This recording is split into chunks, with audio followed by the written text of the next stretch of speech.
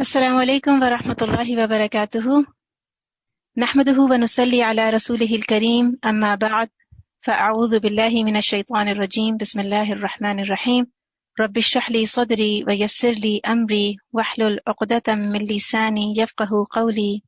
ربنا زدنا علما ربنا زدنا علما ربنا زدنا علما اللهم فقهنا في الدين. اللهم إنا نسألك علما نافعا وعملا متقبلا ورزقا طيبا. اللهم انفعنا بما علمتنا وعلمنا ما ينفعنا وزدنا علما. اللهم اهد قلبي وسدد لساني واستر سخيمة قلبي. آمين يا رب العالمين. Inshallah, today we have chosen ayah from Juz 7, Surah Al-Maidah, ayah number 88. So inshallah, first listen to the recitation of the ayah. وَكُلُوا مِمَّا رَزَقَكُمُ اللَّهُ حَلَالًا طَيِّبًا وَاتَّقُوا اللَّهَ الَّذِي أَنْتُمْ بِهِ مُؤْمِنُونَ. And eat of what Allah has provided for you, which is lawful and good, and fear Allah in whom you are believers. So in this ayah, Allah SWT is giving us some guidelines about our eating and drinking. So today's topic is about eating, and especially with the conditions of halal and tayyib. So eating halal and tayyib. So let's inshallah look into the ayah itself, and let's pick some gems for our today's pondering upon the ayah. So this ayah talks about eating and consumption of food. I would like to take you back to the beginning of humankind, the beginning of us, basically. Adam alayhi salam and Hawa alayhi salam. We have all heard the story hundreds and millions of times.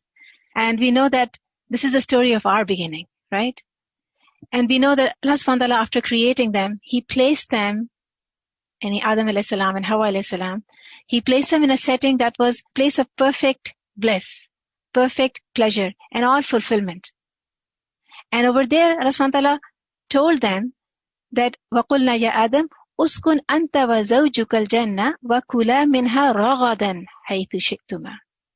And we said, Allah subhanahu wa ta'ala said, O Adam, dwell you and your wife in paradise and eat therefrom in ease, in abundance, from wherever you like. حَيْثُ مَا شِئْتُمَا. Whatever you like and how much you want to eat, you can eat, and whatever you want to eat, you can eat. But then, after saying that, Allah subhanahu wa ta'ala put a condition. Why? Because this condition was to test their obedience and the level of their worship to Allah. Because that is what the purpose of our creation is.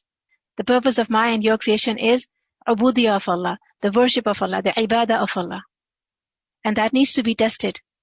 So Allah subhanahu wa ta'ala puts a condition upon their choice that Allah subhanahu wa ta'ala has given them. And He says, subhanahu wa ta'ala, وَلَا تَقْرَبَ هَذِهِ شَجَرَةَ فَتَكُونَ مِنَ الظَّالِمِينَ. And eat everything that you want to eat, but do not approach this particular tree lest you be among the wrongdoers. Because if you do that, you will be among the wrongdoers. You will be calling upon yourself the wrath of Allah subhanahu wa ta'ala. And Shaitan knew that this is the only way right now for him to misguide them, because he is truly a clear and apparent enemy of mankind. From day one, from the very day that Adam alayhi salam was created, Shaitan or Iblis, he showed his enmity very, very clear and apparent.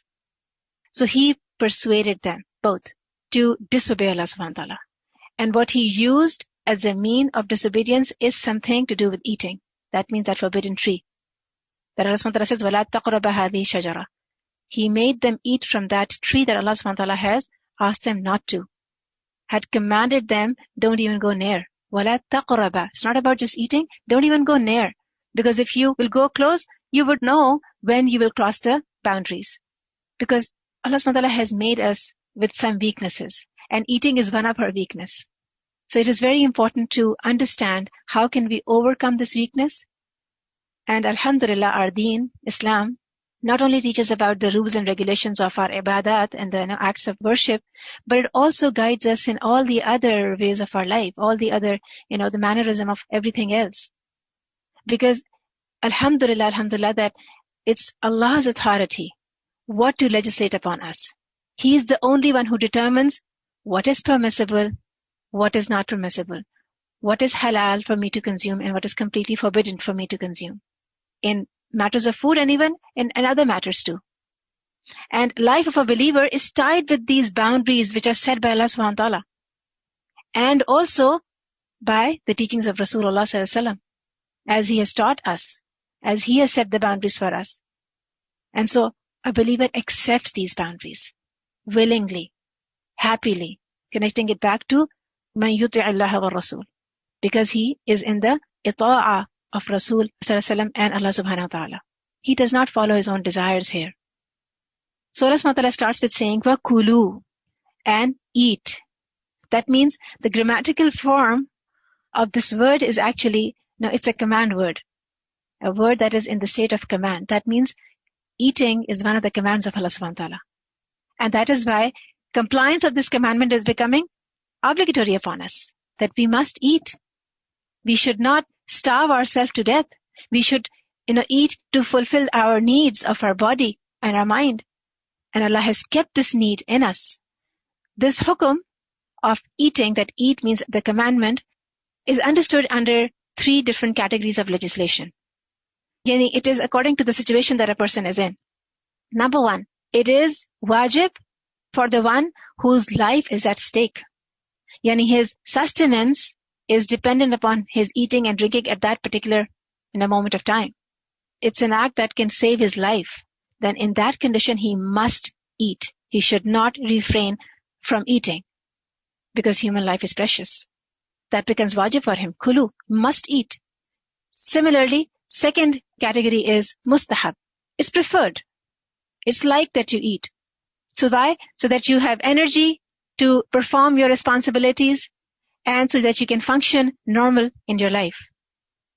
Allah has given you this blessing, this ni'mah, and it is preferred and it is liked that we must obey the command of Allah here, wa kulu. And then the third category is, it is mubah.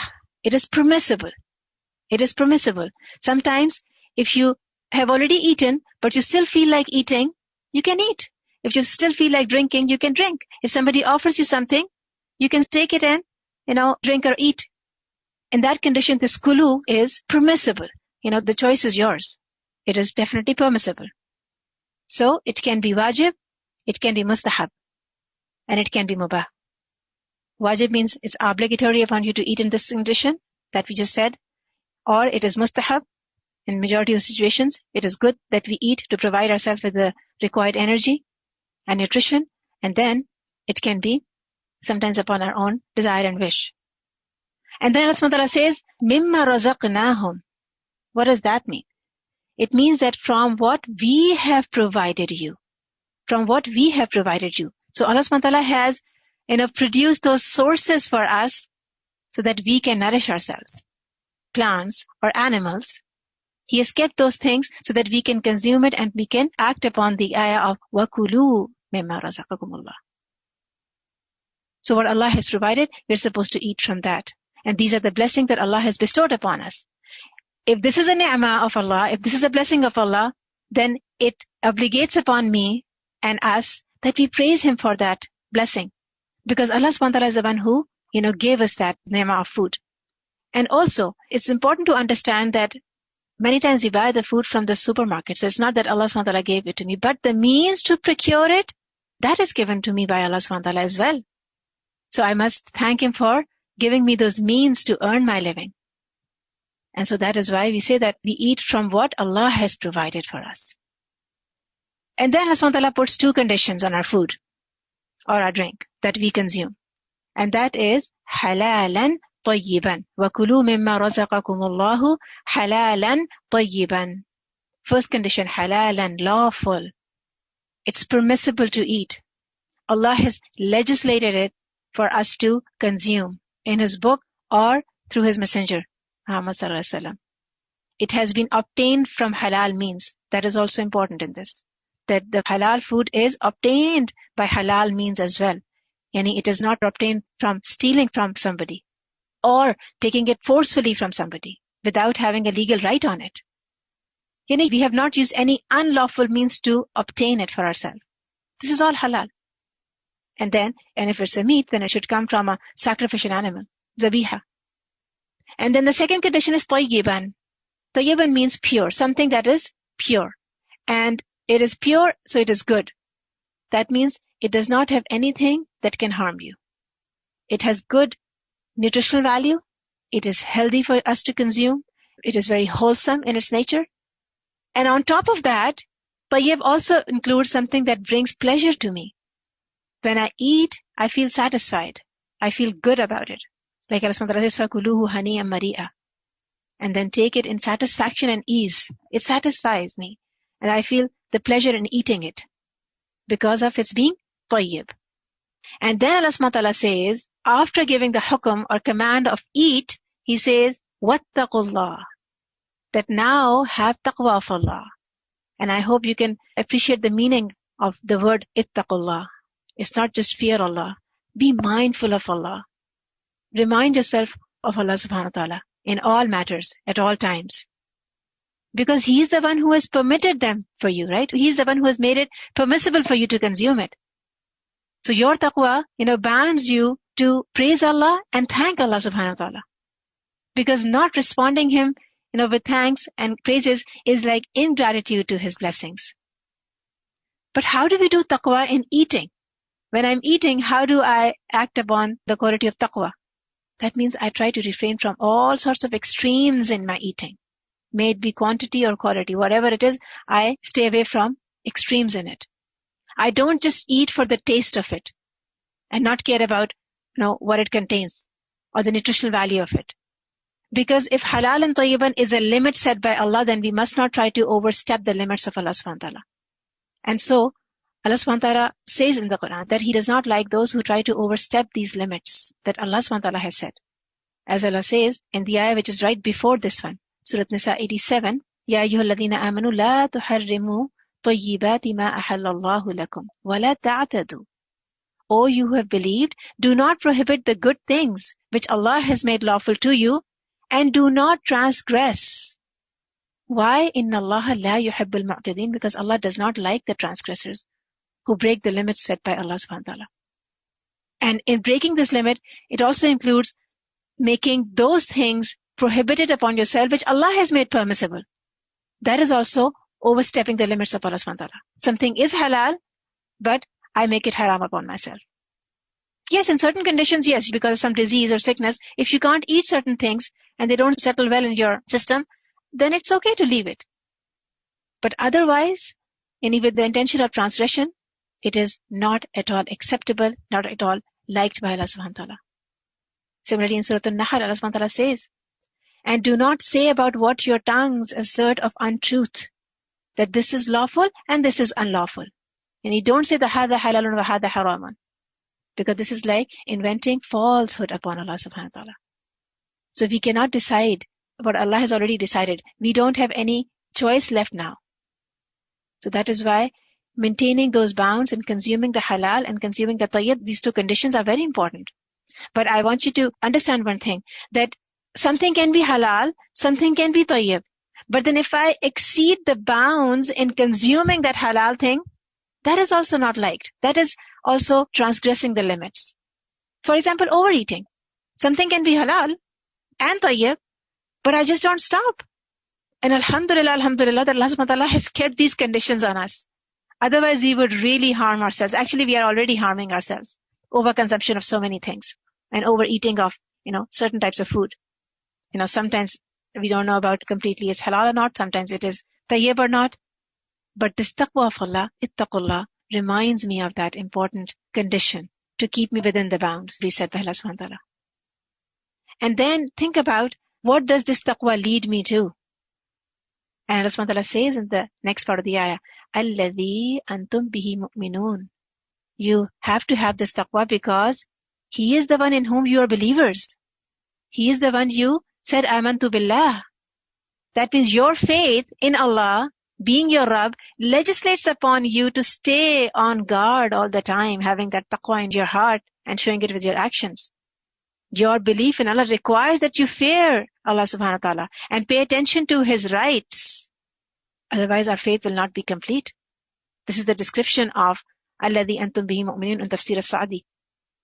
that your belief in Allah requires you to fear Him and pay attention to His rights over you, for your faith will not be complete otherwise. Think about it. Just by not eating right or transgressing the limits, it can make me fall into the category of becoming a disbeliever. We never think like that. And that is why all of these statements are bound together. Kulu, wattaqu, mu'minun, halalan, tayyiban. All of these things are important to be bound together and to be understood in the complete context. And that is why if we are the believers in Allah, and if we have the right taqwa of Allah haqqa tuqatihi, that means my eating and my drinking also becomes my worship. Like Allah SWT says in Surah An-Nahl, فَكُلُوا مِمَّا رَزَقَكُمُ اللَّهُ حَلَالًا طَيِّبًا وَاشْكُرُوا نِعْمَةَ اللَّهِ إِن كُنتُمْ إِيَّاهُ تَعْبُدُونَ. Then eat of what Allah has provided for you, which is lawful and good. Very similar to the same ayah, which we are reading right now. And then he adds on, and be grateful for the favor of Allah. وَاشْكُرُوا نِعْمَةَ اللَّهِ إِن كُنتُمْ إِيَّاهُ تَعْبُدُونَ. If it is indeed Him that you worship. That means my eating and my drinking, how I'm drinking, what I'm drinking and eating, if I'm meeting all the conditions of it, and then I'm being thankful to Allah SWT on it, this is part of my worship. So in one place, this ayah is giving me the legislation about what is permissible, so consume it. And on the other hand, it is also indicating to me that do not avoid the things that are already permissible for you, because then you will be transgressing the limit set by Allah. Because whatever Allah SWT has made permissible, this is something that consumption of it is going to help me in obedience of Allah and worshipping of Allah better. So let's try to understand what is halal. From halal and tayyiban, let's understand what is halal. Because eating and drinking is my need. As a human being, I need to eat and I need to drink. And alhamdulillah, a believer, every action of a believer has a purpose. So when I eat, I have a purpose behind it. I'm not just eating for the sake of eating, or I'm not just eating for the taste of it, for the desire or lust of it, right? So when I eat with the purpose of the approval of Allah subhanahu wa ta'ala, the pleasure of Allah subhanahu wa ta'ala, maintaining the limits set by Him. So I look at my food and I check upon myself. Is it halal? And what does halal include?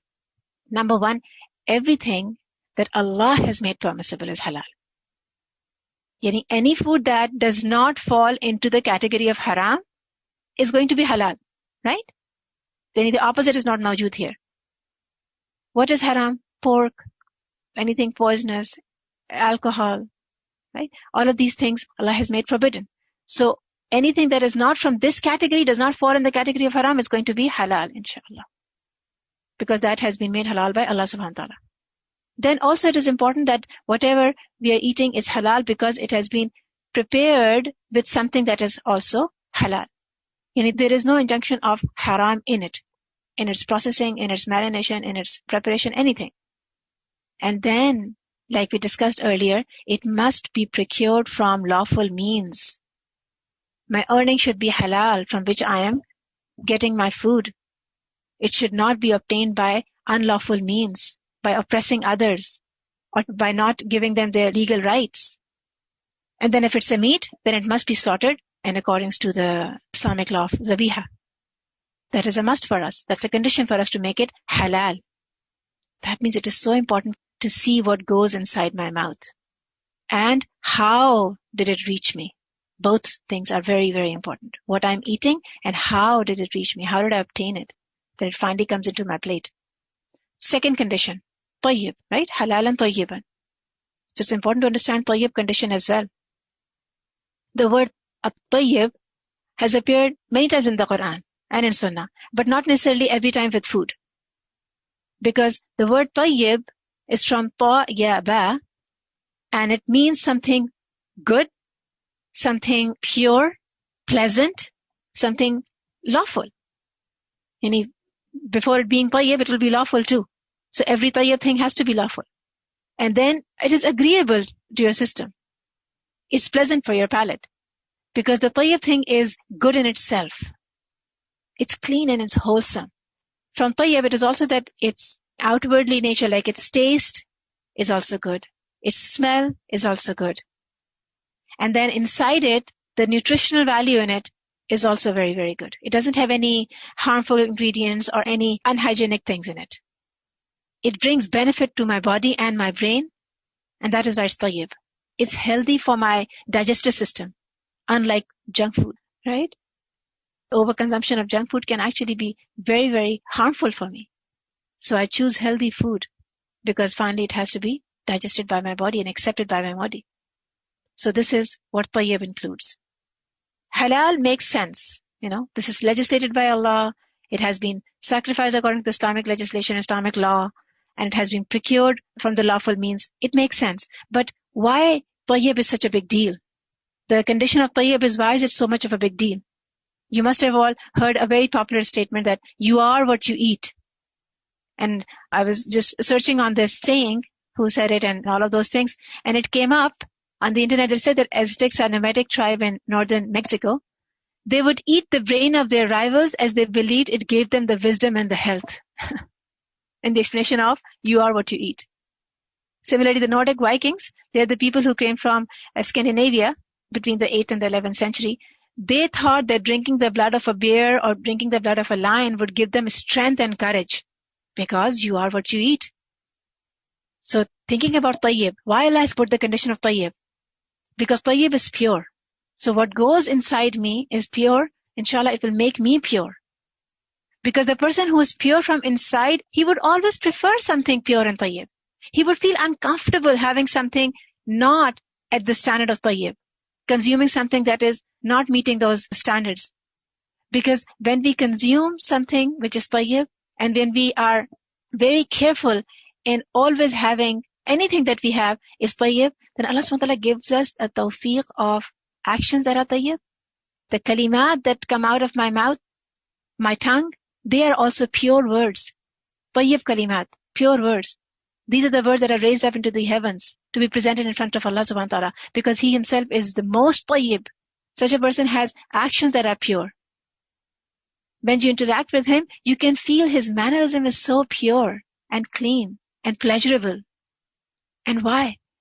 One thing to start off with, that he makes sure that whatever he's eating is not just halal, but on top of that, tayyib too. His body is fueled by something that is tayyib. And so that in turn makes his soul tayyib too. Because our body, our mind, and our ruh, they're all interconnected. Anything that affects the body, it affects my mind, and consequently it affects my ruh as well. So this is all very, very important for me to maintain these two standards of halal and tayyib in my food. Because my life is guided by certain principles that are set by my Rabb. My life cannot be like a life of any other disbeliever who has their own guiding principles. But what I believe in is the rule set by Rabbul Alameen. So maybe something might be attractive, something might be desirable in consuming, but then again, because I'm bound by those limits, I stay away from it.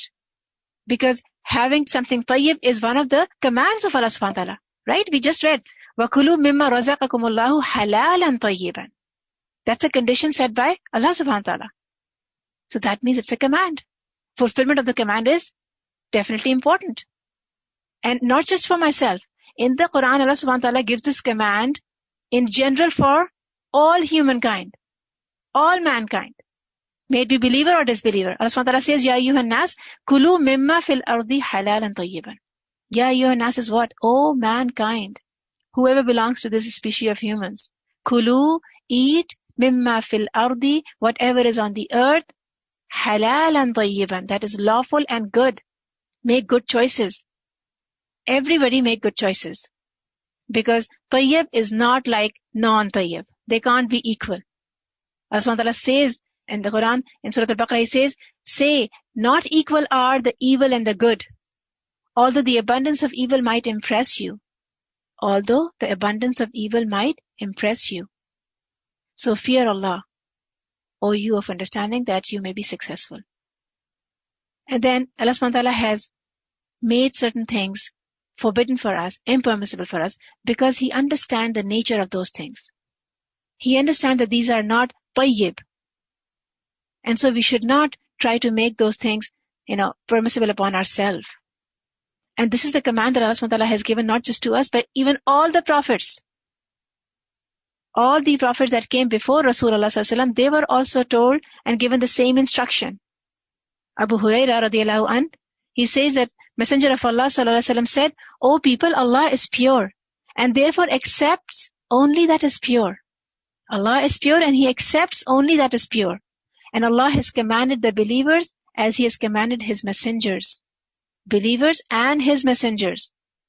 And then He read the ayah, Ya ayyuhar rusul, kulu min at-tayyibat. O messengers, eat of the good things. Kulu min tayyibat.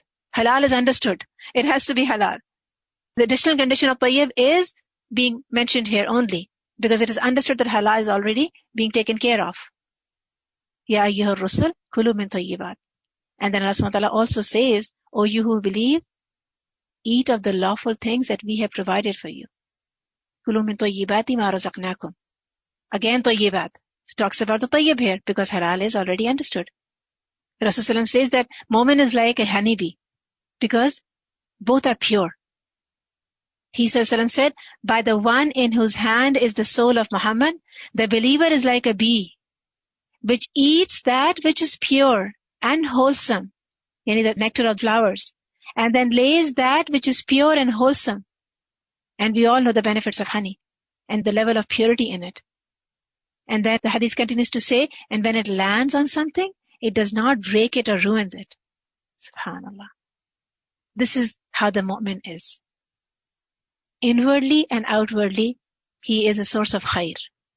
Because of him being tayyib. Because tayyib is something that brings success in both the lives. Not just this life, both the lives. Abdullah bin Amr narrates that Rasulullah sallallahu alaihi wasallam said, if you have 4 qualities, you should not worry about what you missed in life. That means Allah will take care of your dunya and Allah will take care of akhirah too.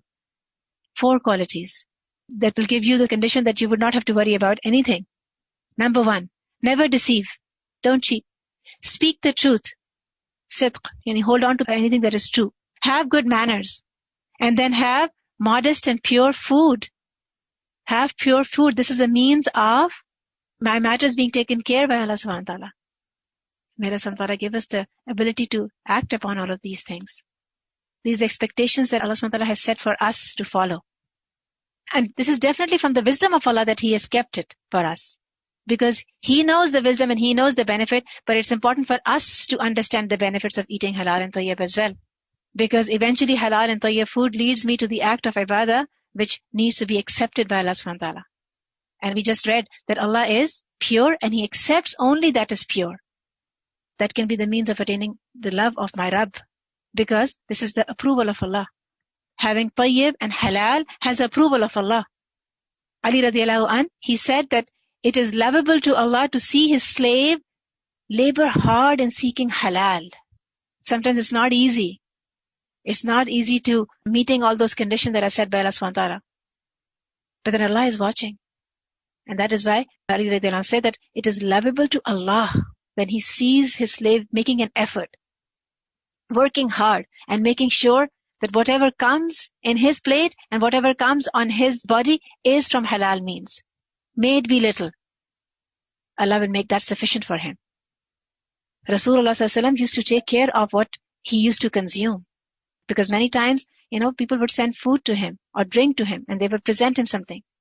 Or maybe call him to their homes to have dinner and meal with him. Sallallahu alaihi wasallam. But he had to be careful. In one of the hadiths, it is mentioned that the sister of Shaddad ibn Aus, name was Abdullah, she sent a bowl of milk to Rasulullah sallallahu alaihi wasallam when he was fasting. That means she wanted him to break the fast from her food. The day was very long and very hot. But the Messenger of Allah sallallahu alaihi wasallam returned the milk to where it came from. And then he sent a messenger with it to inquire about where it comes from. And he sent the bowl back to Abdullah to go and ask, where has it come from? And which goat has it been drawn from? Abdullah said that the milk was from her goat. When the messenger who was sent, he told Rasulullah sallallahu alaihi wasallam this news, he again sent him to inspect from her that how the goat became her property. What were the means of obtaining that goat? So she told that she had purchased it with her money. So then he took the milk The second day, Abdullah came to Rasulullah sallallahu alaihi wasallam and he said, "Oh, Messenger of Allah sallallahu alaihi wasallam, I had sent milk to you on account of the prolonged day and the heat of the daytime, but then you returned it to me." So upon this, Messenger of Allah sallallahu alaihi wasallam remarked that he said, "All the prophets have been commanded to this effect, that they must not eat but what is pure and must not consume but what is good." So halal and tayyib is a condition that is incumbent upon the prophets of Allah subhanahu wa ta'ala. And definitely, this is what leads us believers to obey as well. Because having halal and tayyib, it leads to the path of obedience. It leads me to the path of obedience. Yahya bin Mu'az says, obedience of Allah is one of the treasures of Allah. And the key to this treasure is dua. If you want to be obedient, you make dua to Allah. The ita'a of Allah is a gift. So make dua to Allah. And then he continues to say, the grooves of that key is halal morsel, a halal bite that goes into your mouth. Your dua will not be accepted, that means. And if your dua is not accepted, that dua of obedience is not accepted, then obedience does not come in my life. That means halal and tayyib leads me to the path of obedience. Similarly, halal and tayyib leads me to righteous actions. Abdullah Baji, he says that an action becomes complete with 5 traits. Number 1, belief in Allah. Number 2, acknowledging and accepting the truth. Whatever He has sent as a truth is not just believing in Allah, but whatever He has sent as a truth, accepting it and acknowledging it. Number 3, purity of intention. Whatever action is being done has a third condition of being done for the sake of Allah only. And the number 4, conformity to the sunnah. The way it is done, it is according to the sunnah of Rasulullah sallallahu alaihi wasallam. And number 5, halal food. The one who is doing it, he consumes halal. And what he eats is consumed from halal means. And he continues to say, he says that missing any one of the above mentioned traits stops this action from being raised in front of Allah subhanahu wa ta'ala, presented to Allah subhanahu wa ta'ala. And it is not acceptable. Allah subhanahu wa ta'ala does not approve of that action. All of these things have to be present in my action to make it complete, kamil. Belief in Allah, accepting the truth, the commands of Allah, and having the purity of my intention. Because many times I believe in Allah, but maybe the intention behind the action is very vague. I don't even know why I'm doing what I'm doing. It's missing that trait, then the action is missing the completeness. Similarly, maybe I am doing it for Allah, but the way I'm doing it is not correct. It's not in the conformity to Rasulullah sallallahu alaihi wasallam's sunnah. Again, it is not going to have the approval of Allah subhanahu wa ta'ala. And the last one is halal food. This is also important. Because any action that is done with the niyyah of obedience to Allah subhanahu wa ta'ala, I want you to connect it back to what I just said in the statement of Yahya bin Mu'az, that obedience of Allah is one of the treasures of Allah. And the key to this treasure is the dua, and the grooves of the key is halal bite, halal morsel that goes into you. So it sets everything in place. All of these conditions need to be fulfilled. My du'as will not be accepted otherwise, right? Just because of what goes inside me. My food being halal, my drink being tayyib, it brings blessings in my life in the form of children and other wealth. It relieves me from the fear and grief of this dunya and of the hereafter. It brings softness in my heart. Imam Ahmad, he was once asked, what is the cause of softness of the heart? And he replied, halal food. And this halal food brings softness in you, and in turn it brings softness in my speech and softness in my mannerism and how I deal with people. It shows everywhere. Just like we discussed how the tayyib body will always bear tayyib ruh. So the action done also tayyib. People benefit from it. Tayyib and halal is a means of honor from Allah subhanahu wa ta'ala. Rasulullah sallallahu alaihi wasallam said that whoever keeps a halal thing as a barrier between himself and the haram, Allah will protect his deen and Allah will protect his honor. He's always keeping the halal in front of him and haram at the back. He doesn't let haram reach him because there's always a halal option between. It's just like, you're always giving yourself alternatives. And so Allah subhanahu wa ta'ala guarantees that He will protect this person's deen and his honor. Why is it such a big thing? Because consuming haram has its own evil effects. And if we can understand them, it will make us easy to stay away from them and safeguard ourselves from them.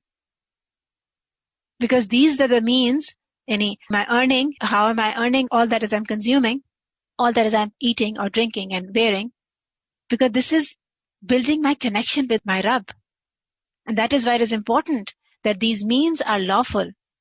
Whatever I eat, whatever I live in, whatever I provide for others in my family, everything has to be from halal means. Should be permissible by Allah subhanahu wa ta'ala. As Allah subhanahu wa ta'ala says in Surah Al-Baqarah, and do not consume one another's wealth unjustly. Do not consume one another's wealth unjustly or send it in bribery to the rulers. Because bribery is also haram. Why do you send this bribery to the rulers? In order that they may aid you and help you. And as Allah Ta'ala continues to say, لِتَأْكُلُوا فَرِيقًا مِنْ أَمْوَالِ النَّاسِ بِالْإِثْمِ, and that you consume a portion of the wealth of people in sin. وَأَنْتُمْ تَعْلَمُونَ, while you know it, that it's unlawful. You know that it's unlawful, but you still went ahead and consumed it. Widespreading of haram and haram means is one of the signs of Yawm al-Qiyamah. Rasulullah said, a time will come when one will not care how one gains one's money, legally or illegally. A time will come when people will stop caring about how they got it. It's just important that I got it. Where it came from, doesn't matter. Think about when Rasulullah was presented that bowl of milk. He didn't need to check it, right? He could have, just have the trust that if it's coming from a Muslim, so it's going to be okay. Because many times we don't know, but taking care of these things makes me more closer, or makes me actually more higher in my level of taqwa. Because indulgence into non-tayyib, it calls for the anger of Allah subhanahu wa ta'ala.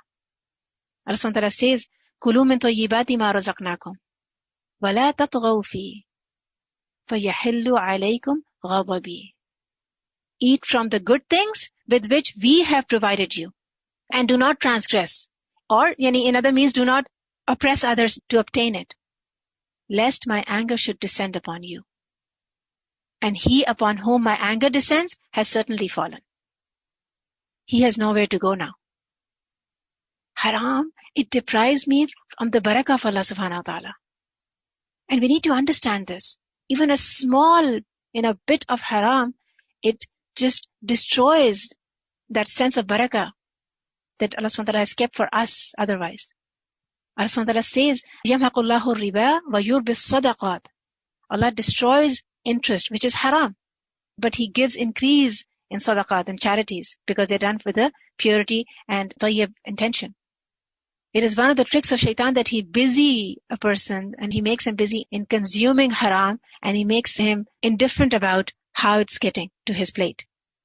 Rasulullah sallallahu alaihi wasallam, once he was delivering a khutbah, and he said, behold, my Rabb has commanded me that I should teach you which you do not know, and which He has taught me today. And He has instructed thus that the property which I have conferred upon them is lawful for them. What Allah has given them, and it is their ownership, it is within their property, it is all halal for them, it's lawful for them. And then He ﷺ said, and Allah subhanahu wa ta'ala is commanding him to say that I have created my servants as one having a natural inclination to the worship of Allah. But it is shaitan who turns them away from the right religion, and then he makes unlawful what has been declared lawful for them. And he commands them to ascribe partnership with me, although he has no justification for that. This is one of the tactics of shaitan. And we also learned in the previous slide as well that for such a person, dua is not accepted. It becomes an obstruction in its acceptance. Rasulullah made mention of a person who travels for a long period of time, and he has taken a great struggle and effort and labor to get to a place, to the extent that all his hair are disheveled and covered with dust because of the effects of his long journey and difficult journey. And then he lifts his hand towards the sky and makes supplication to Allah, dua to Allah. And he says, my Rabb, my Rabb, my Rabb. He's asking whatever he needs. But then Rasulullah said, but his food is unlawful, his drink is unlawful, his clothes are unlawful, and his nourishment is unlawful. How can this supplication be accepted? And think, if my du'as are not being accepted, what is left with me then? My ibadat are going to be wasted because of not making sure what I'm consuming is halal or not. Messenger of Allah ﷺ said, whoever drinks khamr, alcohol, once, then his repentance will not be accepted for 40 days.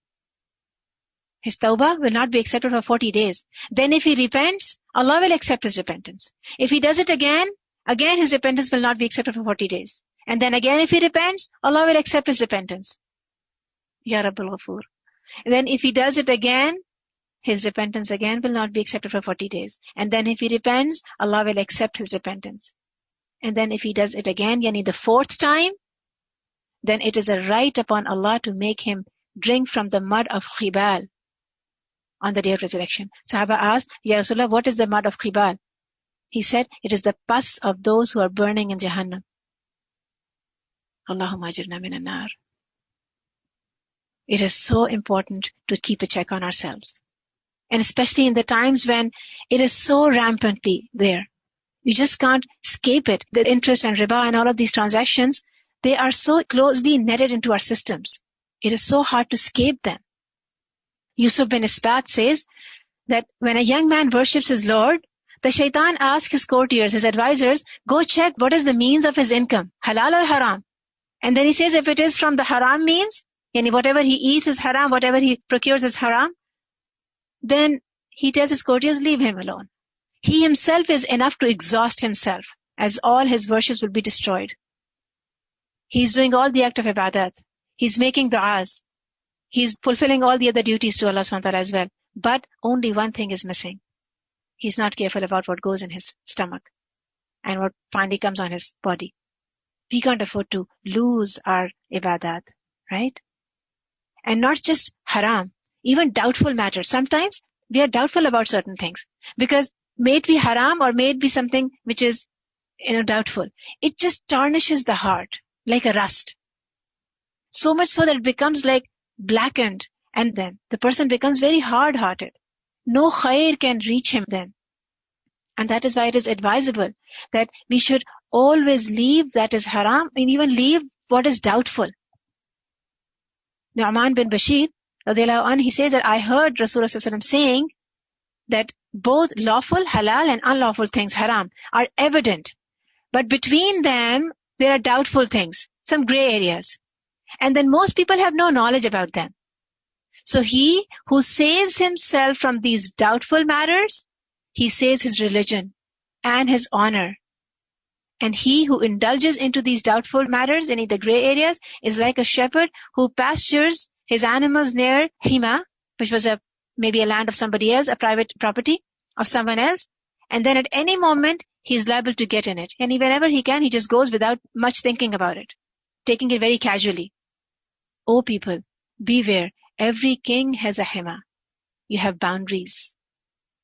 And hima of Allah on the earth is what He has declared as unlawful. So don't go close to those boundaries. Beware, in the body there is a piece of flesh. If it becomes sound and healthy, the whole body becomes sound and healthy. But if it gets spoiled, the whole body gets spoiled. And that is your heart. What does this tell us? That my consumption and my maintaining the boundary set by Allah is so important. Because when we consume haram, this leads to acts of disobedience very easily. Because we are indifferent about those boundaries, so the disobedience has also become not a big problem for me to stay away from. I just indulge into them without even maybe sometimes intending for it, or maybe even wanting to do it. I just end up doing it. Disobedience has become easy for me. Good deeds, actions go into waste, just like we discussed in the previous slide about benefits of having halal and tayyib. My salah, my worshipping becomes completely void. Messenger of Allah ﷺ said, he asked his Sahaba, this has been narrated by Abu Huraira radiallahu anh, he says that Rasulullah ﷺ said, do you know what is a bankrupt? Who is a bankrupt? They said, the bankrupt among us is the one who has no money and no property. And that is truly what bankrupt is. He said, Sallallahu, the real bankrupt of my ummah would be he who would come on the day of resurrection with salah, with saum, with sadaqah. And then he will find himself bankrupt on that day, as he will have exhausted all his good deeds. Where did they go? Where did all the good deeds go? So he said, because he reviled others. He brought calumny against others. He unlawfully devoured the wealth of others. He shed the blood of others and then beat others. So all his good deeds would be credited to the account of those who had suffered at his hand. And if his good deeds fall short to clear the account, then their sins, who were wronged by him, their sins would be entered in his account and he would be thrown in the hellfire. This is who the true bankrupt is. May Allah subhanahu wa ta'ala safeguard us. This haram can lead me and you to Jahannam, and we don't even want to go close to it. Not even think about it. We only think about Jannah. That is the place to be in. That is where we belong, inshallah. And that is where we have to end up, inshallah, inshallah. Allahumma inna nas'aluka al-jannatul firdaus. Prophet of Allah said that if anyone eats a meal at the expense of a Muslim's honor, somebody else's honor, Allah will feed him like the same amount from hellfire. One single bite, which is not lawful for me. Prophet of Allah said that Allah will feed such a person of the same amount from the hellfire. If anyone clothes himself with a garment at the expense of the Muslim's honor, unlawfully, Allah will clothe him with the like amount of hellfire. If anyone achieves a position of showing off and hypocrisy at the expense of Muslims' honor, Allah will put him in a position of showing off and hypocrisy on the day of resurrection. Rasulullah said, there is no flesh raised that sprouts from the unlawful except that hellfire is more appropriate for it. Any body, any person, any human being whose growth is upon unlawful means. He has been brought up in unlawful circumstances and conditions, and he continues to remain in them. The only place appropriate for him is hellfire. Allahumma ajirna minan nar. Because when we are consuming haram, it removes those inhibitions in us after a while. We don't feel so uncomfortable. And when we are in that state, what will happen eventually? We will lose our focus from the remembrance of Allah and obediences of Allah, which was the actual purpose of my existence. So it is so important to ask Allah to keep us steadfast and protect us from all that is haram.